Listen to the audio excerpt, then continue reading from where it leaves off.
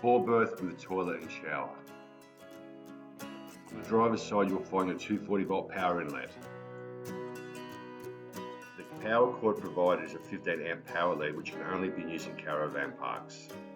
When plugging your lead into the socket, make sure the holes in the lead line up with the pins. Whilst placing it on the pins, give it a slight jiggle and push it in slowly, which will ensure you don't push the pins in. We recommend that you plug in the powered side at least every 48 hours overnight to give your auxiliary battery a good charge. Also on the driver's side you'll find your toilet cassette compartment. Use either the round black key or the little silver key to open the compartment. To release the toilet cassette, make sure you push the lever up to be able to slide out the cassette. Inside the vehicle, the toilet flap must be in the closed position, otherwise the toilet cassette won't come out and forcing it will cause damage. Below where the toilet cassette is stored are the wells. Always check that they are clean. To empty the toilet cassette, pull the arm outwards and unscrew the lid. A release button needs to be pushed. This will help get rid of the waste. Open the toilet cassette lid and flush it out with fresh water. Once done, add a toilet chemical and roughly a cup of fresh water. Close the lid and slide the cassette back into the compartment. Make sure it's clicked in and lined up correctly to avoid leakage. Some vehicles have a separate flush water tank. If you see a pipe inside the compartment, you must refill the flush water. Pull the pipe above the cassette towards you and unscrew the lid and refill your flush water using the fresh water hose provided. When you unscrew the flush water tank lid, you'll always see water in there. This does not mean that the flush tank is full, this is just because of the shape of the pipe. Always check the level on the pipe next to the cassette. If you don't have a pipe next to the cassette, this means the flush water comes from your main fresh water tank. Empty toilet cassette every 1 to 2 days. Also on the driver's side is your gas bottle compartment. Unlock the door with the silver key on your key ring. Turn on the gas bottle anti-clockwise fully, then half a turn back. The gas safety valve needs to be primed by depressing it 3 times for the gas to flow. The needle needs to be in the green zone. If the gas shut-off valves are located to the side of the gas bottle, make sure they are in line with the pipe. When finished, turn off the gas bottle and lock the door. Some vehicles have a separate shut-off valve location. Your wastewater tank is located on the driver's side. You can see the wastewater tank pipe and shut-off valve connected to the tank. Attach your wastewater hose to the pipe and open the valve, making sure the handle runs in line with the pipe. Empty the tank every day at an authorised dump station. To close, pull the lever back. On the driver's side you will find access to a small storage compartment. Use the black and silver key to open the compartment. You can store your 240 volt power lead in here. On the rear of the passenger side you will find a larger outdoor storage compartment. Use the black and silver key to open. Here you will find a freshwater hose, wastewater hose, a bucket with pegs and a clothesline and a hand broom. To open the freshwater tank, use the silver key on your key ring. Unscrew the cap. Connect your freshwater hose to a tap. The adapter comes in 2 parts and is easily unscrewed depending on which tap size you are using. Place the hose in a water inlet and turn on the tap slowly to avoid any blowback which can cause an airlock in your water line. Once the water starts to flow out of the inlet, the water tank is full. Refill the fresh water tank every day if needed. When you open the passenger side door, you will have access to refill your fuel tank. Make sure you're at the correct fuel bowser. Your vehicle runs off diesel. The awning pole is located inside the vehicle next to the entry door. To set up the awning, loosen the wing nuts on both sides. Take the awning pole and push up the silver locking clips. Put the hook of the awning pole in the round eye attachment and pull out the awning slowly. Take the weight before it is fully out. Once done, tighten the wing nuts. Do not use the awning in windy or stormy conditions. When you push the awning back in, loosen the wing nuts and attach the pole to the eyelet. When pushing the awning back in, halfway take the weight as the awning is spring loaded. Do not forget to put the silver locking clips back down and tighten the wing nuts. The vehicle must not be moved whilst the awning is open. To lock and unlock the main cabin door, you'll find 2 gold keys on your key ring. The small gold key is for the lock at the door handle. To lock the door, turn the key to the left. To unlock the door, turn the key to the right. The larger gold key is for the deadlock. To lock the door, turn the key to the left, and to unlock the door, turn the key to the right. Inside the vehicle, you can lock the door by turning the door lock latch. Attached to the main cabin door is your flyer screen door. Detach it from the main cabin door by using the small black handle. Close the plastic cover to avoid any unwanted small flying visitors in your vehicle. The outside step is manual. Pull it out to gain easy access to the inside of the van. Do not forget to push the step back in before moving the vehicle. Inside the vehicle, underneath the rear forward facing seat, you will find your 12-volt isolation switch. Make sure this switch is turned on all times so you can use your 12-volt appliances. To the left is your 240-volt isolation trip switch. Make sure they are in the up position at all times. This is your USB and 12-volt ports, which are only operated by your auxiliary battery. The 240-volt power sockets only work when the vehicle is plugged into 240-volt powered sites. Above the rear seat, you'll find your control panel for the auxiliary battery. If the auxiliary battery sits below 13 volts, you must charge your battery by plugging it into 240-volt power on a campsite. Next to it, you will find an indicator that is supposed to show how full your fresh and wastewater tanks are. Do not trust these indicators, and refill fresh water and empty the wastewater tank every 1 to 2 days. Below, you will find all your devices that are operated by your auxiliary battery.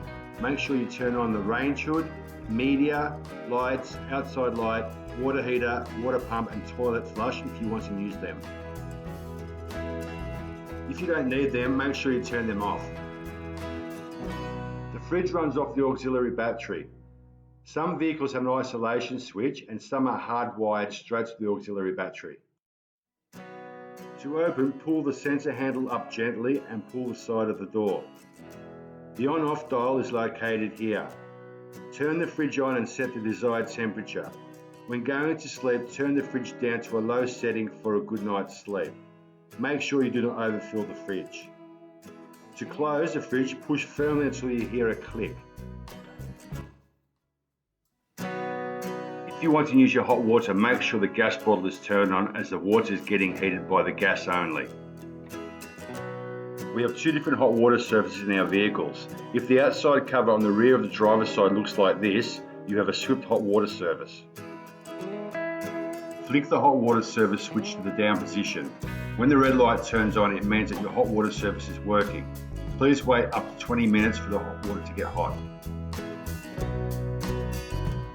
If the outside cover on the rear of the vehicle looks like this, it means you have a Suburban hot water service. Flick the hot water service switch to the down position. The red light will come on.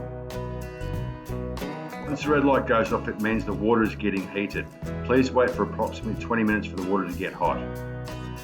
If you want to use a back of house air conditioner, make sure you're plugged into 240-volt power. Turn the AC unit on using the remote. To get the best performance of the air conditioner, set the temperature between 22 and 24 degrees and put the fan on medium speed. If you set the temperature lower, it could cause the AC unit to freeze.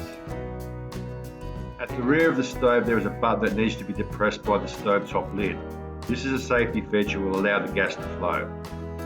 To turn on your stove, make sure the gas bottle is turned on. Depress and turn the dial to the full position. Whilst holding in, push the ignite button. The flame will appear.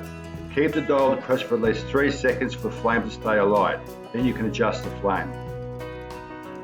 When finished cooking, turn off the flame. Make sure the burner has had time to cool before closing the lid.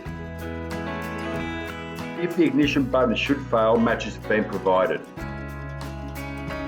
When using the grill, make sure the stovetop lid and grill door stay open at all times. To use the range hood, make sure your range hood isolation switch on the main panel is in the down position. Open the cupboard door above to access the fan and light switches. For the sink to operate, make sure the water pump is turned on and make sure the sink plug is in when driving. Here are your drawers. In there you'll find your cutlery and crockery and storage. Next to it in the cupboard you'll find a bin, pots and pans. In the overhead cupboards you'll find electrical appliances and extra storage. At the entry of the vehicle you'll find a fire extinguisher and entertainment unit. This is a media player only and you won't have access to TV channels.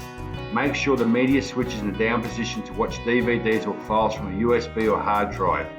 We recommend that you have a van plugged into 240 volt power when using the entertainment unit to avoid draining the auxiliary battery. This is your toilet and shower area. To use the toilet, make sure you turn the toilet towards the sink so your legs have room. Open the lid to the toilet cassette by sliding the grey lever. Do not use the toilet before opening the lid to the cassette. The blue button is the toilet flush. Make sure the switches for the flush and water pump are in the down position. After finishing, make sure you close the lid to the toilet cassette. Under the rear seat you will find a safe. The key will be found on your key ring. In this cupboard you'll find hanging space and the table pole and tabletop to set up your dining table. To set your table up, first place the table pole in the cradle and tighten the wing nut. Then place your tabletop on top of the pole and tighten the wing nut. Your table is ready to use. To make up the rear bottom bed, use the two bed boards stored either side behind the cushions. Place both boards in the gap. The cushions for the bed are stored behind the forward-facing seat. Your bottom rear bed is now set up. The top bed is either operated manually or electrically. If you see a push button on the top bed, it is operated manually. Push the button in and slide the bed down till it stops. A ladder is stood at the forward Luton peak. To put the bed back up, push the button again and slide the bed up. If you see an electrical panel next to the top bed, it is an electric bed. Push the arrow down button and the bed will come down. Push the arrow up button and the bed will come up. The windows that can be opened are all fitted with fly screens. To open the windows, put the latch up and back down to secure the window when it is closed. Some vehicles have a keyless ignition start. Place the ignition keys in the cup holder so it is close to the ignition start. To turn the motor on, make sure your foot is on the brake and push the start button. Turn the engine off, push the start button again. If your key is like this, you have a key start ignition. To start, insert the key into the ignition. Make sure your foot is on the brake and turn the key. Some vehicles with a key ignition have a collapsible handbrake. If you can move the handbrake freely, it is an engaged collapsible handbrake. To release the handbrake, bring it to the up position, lift gently upwards and depress the release button at the same time. Make sure the handbrake sign is up on the dash. To engage the handbrake, lift it up. You'll see the handbrake sign come on the dash. Some vehicles will have a warning if the handbrake is still on. This will be your horn sounding off. Stop the vehicle and check. The driver and passenger seat in your vehicle can swivel around. This can be done by moving the seat forward. At the rear of the seat on the base is a lever. Just shift the lever and this will allow you to turn the seat. If you swivel the driver's seat, make sure the handbrake is engaged and collapsed to avoid damage. For the vehicle with the keyless ignition, your gear shift is on the right side of the steering wheel. Pull the arm down to engage drive. The middle position is neutral and the up position is reverse. A reverse camera will come on the dash. Always have someone guiding you when you reverse. To put the vehicle in park, push the button located at the end of the arm in. The handbrake button is located here. To release the handbrake, lift the button towards you. To engage the handbrake, depress the button. The red P light will come on the dash when the handbrake is engaged. Next to the handbrake is your headlight control. To the left side of the steering wheel is your windscreen wiper and indicator arm. Make sure the temperature of the front cabin AC is for all vehicles set between 22 and 24 degrees and medium speed fan to get the optimum performance of your unit. Setting the temperature too low can cause the unit to freeze. Under the passenger side footwell, you will find your tools and jack. Some vehicles will have the jack located under the driver's seat. Make sure your tyre pressures are always 65 psi and the spare wheel is located under the rear of the vehicle. The bonnet release is located to the side wall on the passenger side. Pull down to release the bonnet. To the left side of the badge is a bonnet latch. Lift up to open the bonnet. The bonnet stays on the left side. Place in position to keep the bonnet open. This is your brake fluid reservoir and this is your coolant reservoir. Do not overfill the coolant. This is your oil intake. Vehicles with a keyless ignition do not have a dipstick. Oil levels are shown on the dash and checked by the onboard computer. This is your windscreen wiper reservoir.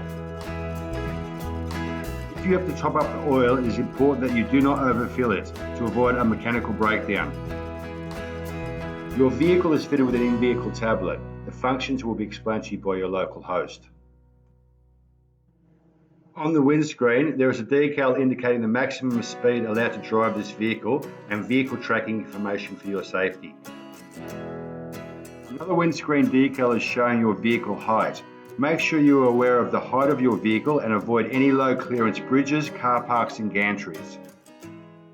In the passenger side door pocket, there is a first aid kit. Please note if you open it, you have bought it. In the door pocket, you'll also find a quick reference guide explaining everything you need to know about the vehicle again. On your key tag, you'll find the vehicle details. On the back of the tag, you'll find a phone number. This number is your 24-hour roadside assist. If you experience any issues, whether it's mechanical or house related, please feel free to call this number. We wish you an unforgettable holiday experience.